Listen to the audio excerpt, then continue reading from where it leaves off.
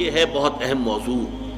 یہاں اس سورہ آیت مبارکہ میں ایک خاص واقعہ جو ہے اس کا پس منظر ہے، اس کو سمجھ لیجئے کہ یہ موضوع یہاں زیر بحث کیسے آ گیا. یہ تیسرا نقطہ ہے. اس کو شان نزول بھی کہتے ہیں، اور در حقیقت یہ میں اس کے لیے لفظ استعمال کر رہا ہوں پس منظر.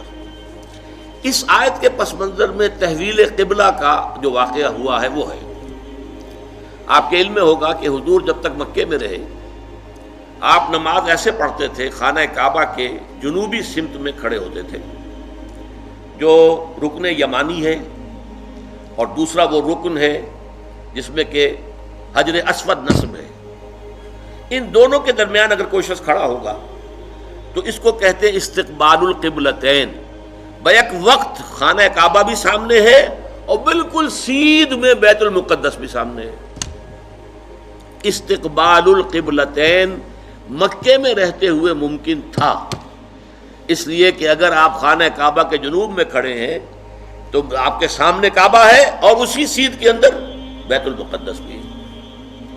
لیکن جب آپ ہجرت فرما کر تشریف لے آئے مدینہ منورہ، اب مدینہ منورہ کے جنوب میں ہے بیت اللہ خانہ کعبہ مکہ مکرمہ، اور شمال میں ہے بیت المقدس، لہذا اب استقبال القبلتین تو ممکن نہیں. اب یہ ہم نہیں جانتے، نہیں کہہ سکتے کہ آیا یہ کسی وحی خفی کی بنیاد پر ہوا، اس لیے قرآن میں کوئی وحی جلی موجود نہیں ہے، یا یہ حضور کا اپنا اجتہاد تھا جس سے کہ اللہ تعالیٰ نے پھر ریکگنائز کر لیا، اس کو منظور کر لیا. لیکن حضور نے مدینے جا کر نماز پڑھنی شروع کی بیت المقدس کی طرف رخ کر کے، شمال کی طرف، اور خانہ کعبہ پشت پر ہے.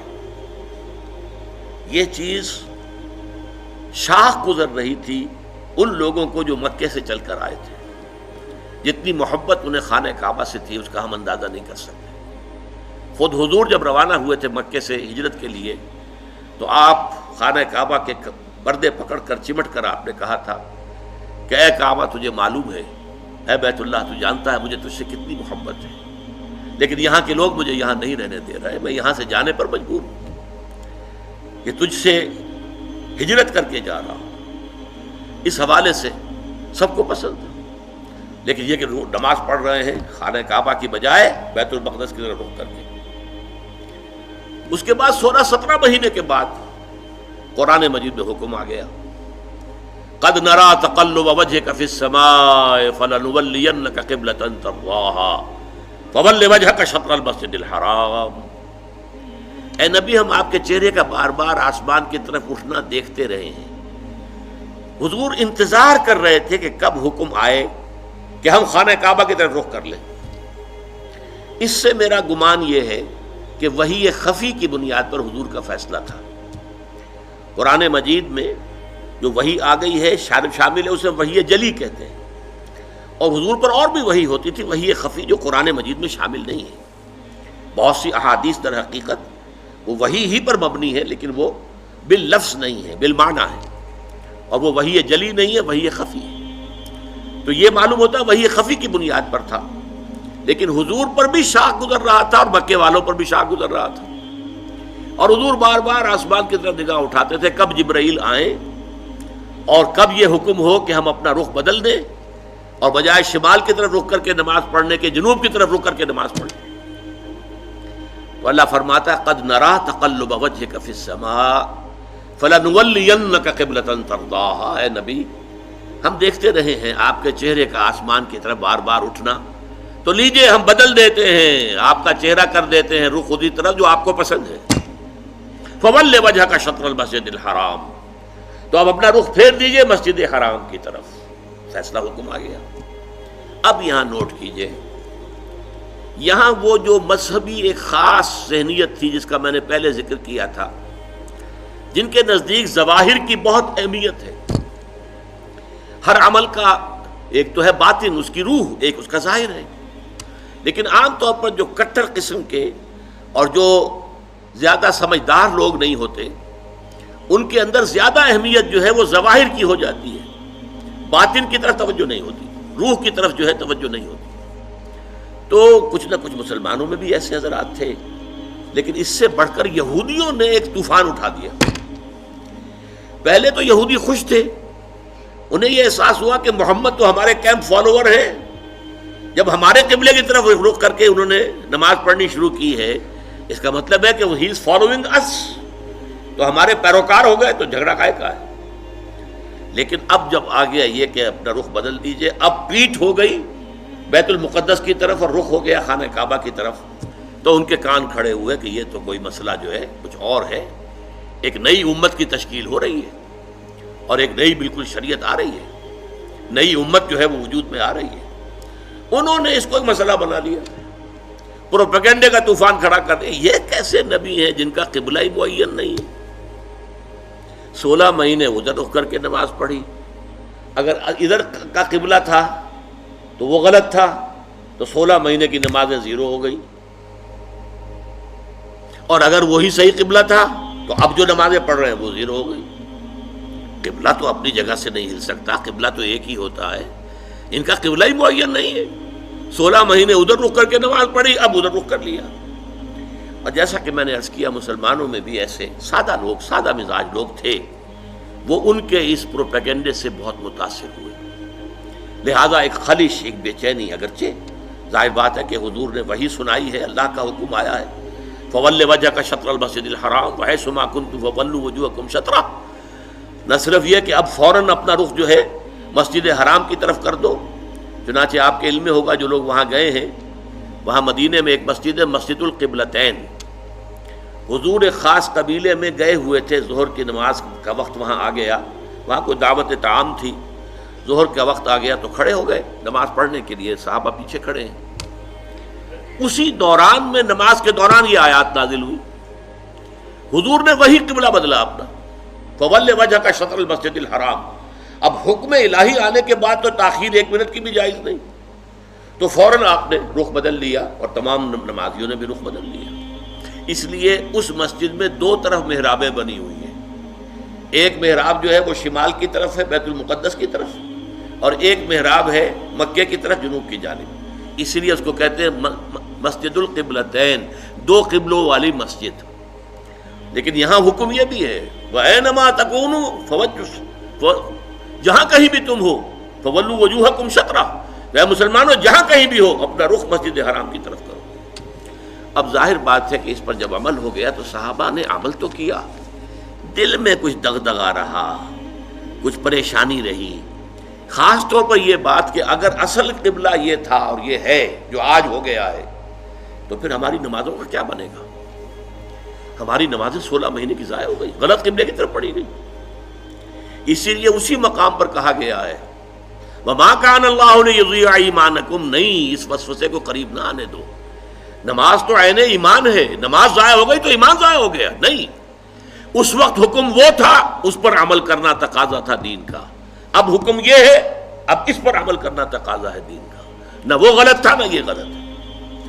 تم کسی سمت سے نہ بندھ جاؤ، تم ظاہر کے ساتھ زیادہ جو ہے اپنے آپ کو وابستہ نہ کر لو. نماز کی اصل روح، دین کی اصل روح تو کیا ہے؟ اللہ پر ایمان، اللہ کا یقین، رسول کی اطاعت، رسول کا فرمان. پہلے وہ تھا تو اللہ تعالیٰ نے مکے والوں کا امتحان لے لیا تھا کہ آیا وہ اپنے آبائی، اس لیے کہ مکہ جو ہے اور بیت اللہ جو ہے وہ تو ان کا سمجھیے کہ قومی شعار کے درجے کے اندر رکھنے والی چیز تھی، قومی شعائر میں سے. اب اس کی طرف پشت کرنا سب پر بھاری گزرا. لیکن یہ کہ وہ رسول کے ساتھ چونکہ پورے بندھے ہوئے تھے تو جو حکم رسول کا وہ انہوں نے قبول کیا. اور اب ان لوگوں کے لیے امتحان آ گیا جو مدینے میں رہتے تھے اور یہود کے زیر اثر تھے، اور اس کی وجہ سے بیت المقدس کا مقام ان کی نگاہوں میں بہت اونچا تھا. اب اس کی طرف پیٹ کرنی پڑ رہی ہے، تو ان کے ایمان کا جو ہے وہ اللہ تعالیٰ نے امتحان لے لیا، اور تمام صحابہ جو ہیں دونوں امتحانوں میں ثابت قدم اور کامیاب ہوئے. اب لیکن اس خلش کو مٹانے کے لیے اب دیکھیے عجیب ہے یہ بات. یہ مسئلہ آج ہمیں معلوم ہوتا ہے کہ بڑا ہی چھوٹا سا مسئلہ ہے. جب یہ مسئلہ آیا تھا تو یہ چھوٹا نہیں تھا، بہت بڑا مسئلہ تھا، بہت بڑا مسئلہ تھا. خاص طور پر وہ جو ایک ذہنیت ہے کہ جو دین کے اعمال ہیں ان کی روح کی بجائے ساری نگاہ جو ہے وہ اس کے ظاہر سے وابستہ ہو جاتی ہے، اس کے لیے یہ معاملہ بہت کٹھن تھا. یہی وجہ ہے اس قرآن مجید میں آپ کے علم میں ہوگا پورے 2 رکوع ہیں تحویل قبلہ کے اوپر. حالانکہ آج ہمارے نزدیک کوئی بڑا مسئلہ نہیں تھا، لیکن یہ کہ وہاں اس وقت ڈی فیکٹو جو اس وقت کی سچویشن تھی اس میں اس کی اتنی اہمیت تھی، دلوں پہ جو کیفیت گزر رہی تھی اس کا جو ہے صحیح طور سے اس کا علاج اور اس کا معالجہ اور مداوع ضروری تھا۔ دو رکوع جو ہیں، رکوع 17واں اور 18واں، دوسرے پارہ سیقول کے پہلے دو رکوع خاص اسی پر ہے، جس تکرار کے ساتھ فولوا وجوہکم شطرہ، فولوا وجوہکم شطرہ، اس سے دو رکوع پہلے ایک بات کہی گئی، یہ آپ کو ملے گا 14ویں رکوع کے اندر، وَلِلَّهِ الْمَشْرِقُ وَالْمَغْرِبُ فَأَيْنَمَا تُوَلُّوا فَثَمَّ وَجْهُ اللَّهِ۔ دیکھو لوگوں، مشرق اور مغرب سب اللہ کے ہیں، تم جدھر بھی رخ کرتے ہو وہ اللہ کا رخ ہے، اللہ کسی رخ میں محدود نہیں ہے۔ کیا مغرب صرف اللہ کا رخ ہے، مشرق نہیں ہے؟ آج آپ کو معلوم ہے کہ ہم پڑھتے ہیں مغرب کی طرف، اور امریکہ والے یا افریقہ والے وہ مشرق کی طرف نماز رخ کرتے پڑھتے ہیں، تو مشرق و مغرب سے کوئی فرق واقع نہیں ہوتا۔ اور دوسرے یہ کہ کوئی قبلے کی سمت معین کر دینا، اس کا مطلب یہ نہیں اللہ اس سمت میں محدود ہے، بلکہ یہ تو تمہاری ہم آہنگی کے لیے، یکسانی کے لیے، یک رنگی کے لیے۔ ایسا نہ ہو کہ اب آپ کھڑے تو کسی کا رخ ادھر ہے، کسی کا رخ ادھر ہے، کسی کا ادھر ہے، کسی کا ادھر ہے، یہ نہیں، سب ایک رخ میں کھڑے ہوئے ہوں، صفیں بندھی ہوئی ہوں، دیکھنے والا جو ہے کوئی شخص اگر آ جائے اچانک وہ بھی اس سے متاثر ہوتا ہے۔ ایک فرانسیسی سیاح صرف اس منظر کو دیکھ کر ایمان لے آیا تھا، وہ آیا تھا مصر سیاحت کے لیے، اور وہ جو بہت بڑا وہاں کا دارالعلوم ہے جامع الازہر، اس کی جو جامع مسجد ہے اس کے وہ مینار پر چڑھ گیا، عصر کا وقت تھا، مینار کے اوپر سے اس نے منظر دیکھا، صحن میں عصر کی جماعت ہو رہی تھی، اب ایک امام کے پیچھے کھڑے ہیں، سیدھی سیدھی صفیں بندھی ہوئی ہیں، ایک امام کا کوشن ہے اور وہ جھک رہے ہیں، اور اسی طرح سے کوشن آئی ہے وہ کھڑے ہو گئے ہیں۔ یہ منظر ایسا اس کے دل کے اوپر اس نے اثر کیا، وہ ایمان لے آیا کہ جس مذہب کی عبادت اتنی منظم، اس کے اندر یہ رنگ ہے، گویا کہ ملٹری پریڈ ہو رہی ہے، اس طرح کا انداز عبادت کا، ایک تو کلیکٹیو، انفرادی نہیں، اجتماعیت کی اہمیت، اور پھر اس کے اندر وہ رنگ اور یکسانی، ہم رنگی دیکھ کر، تو اس طریقے سے تمہارے اندر یک رنگی پیدا کرنے کے لیے ایک رخ معین کر دیا۔ اس کا یہ مطلب نہیں اللہ اسی رخ میں ہے، للہ المشرق والمغرب، مشرق و مغرب سب اللہ کے لیے ہے، فَأَيْنَمَا تُوَلُّوا فَثَمَّ وَجْهُ اللَّهِ، جدھر بھی تم رخ کرو اللہ کا رخ ہے، شمال بھی اللہ کا، جنوب بھی اللہ کا، مشرق بھی اللہ کا، مغرب بھی اللہ کا۔ اللہ تعالیٰ کسی رخ میں جو ہے محدود نہیں ہے، اس کو خوب کہا ہے غالب نے، ہے پرے سرحد ادراک سے اپنا مسجود۔ قبلے کو اہل نظر قبلہ نما کہتے ہیں، یعنی ہم جسے سجدہ کر رہے ہیں کعبے کو سجدہ نہیں کرتے ہم، چاہے وہ لوگ جو مسجد حرام میں کھڑے ہو کر وہ وہاں پر صفیں باندھے ہوئے کعبے کے گرد کھڑے ہوئے ہیں، مسجود کعبہ نہیں ہے، معاذ اللہ، مسجود صرف اللہ ہے۔ اس لیے ہے پرے سرحد ادراک سے اپنا مسجود، مسجود ہمارا جو ہے وہ تو ادراک، ہمارے عقل اور فہم اور ہمارے تخیل اور تصور سے وراء الورا ثم وراء الورا ثم وراء الورا، ہے پرے سرحد ادراک سے اپنا مسجود۔ قبلے کو اہل نظر قبلہ نما کہتے ہیں، یہ قبلہ نما ہے، اصل میں یہ ایک ڈائریکشن ہے جو معین کر دی گئی، بس یہ ہے اس سے زیادہ اس کی اہمیت نہ سمجھو۔ یہ بات کہہ کر پھر دو رکوعوں کے بعد وہ پورے دو رکوع آئے جس میں کہ یہ حکم تحویل قبلہ کا حکم آ گیا۔ سَيَقُولُ السُّفَهَاءُ مَا وَلَّاهُمْ عَنْ قِبْلَتِهِمُ الَّتِي كَانُوا عَلَيْهَا، اب عنقریب بہت سے ناسمجھ لوگ کہیں گے کس شے نے ان کا رخ پھیر دیا اس قبلے سے جس پر یہ رہے ہیں 16 مہینے۔ قُلْ لِلَّهِ الْمَشْرِقُ وَالْمَغْرِبُ، کہہ دیجئے اللہ کے ہیں مشرق اور مغرب سب کے سب، تمام ڈائریکشنز، تمام سمتیں اللہ کی۔ اب دیکھیے اس کے بعد دو رکوع میں تحویل قبلہ کے احکام لانے کے بعد پھر دو رکوعوں کے بعد 19-20 نکال دیجئے، پھر 21ویں رکوع کی یہ پہلی آیت ہے۔ گویا کہ یوں سمجھیے کہ یہ جیسے میرا دھڑ ہے، دو رکوع 17-18 یہ تو میرے دھڑ کے مانند ہے کہ دو رکوع مکمل ہے تحویل قبلہ کے حکم پر، لیکن دو رکوع پہلے بھی ایک آیت آ گئی، للہ المشرق والمغرب فَأَيْنَمَا تُوَلُّوا فَثَمَّ وَجْهُ اللَّهِ۔ اس کے بعد بھی اگر کوئی خلش رہ گئی کوئی دل کے اندر جو بے اطمینانی رہ گئی، ہوں گے کچھ لوگ، اب اس کے لیے آخری جس کو کہیں گے موپنگ اپ آپریشن، 2 رکوعوں کے بعد لیس البر ان تولوا وجوہکم قبل المشرق والمغرب، نیکی یہی نہیں ہے کہ تم اپنے چہرے مشرق و مغرب کی طرف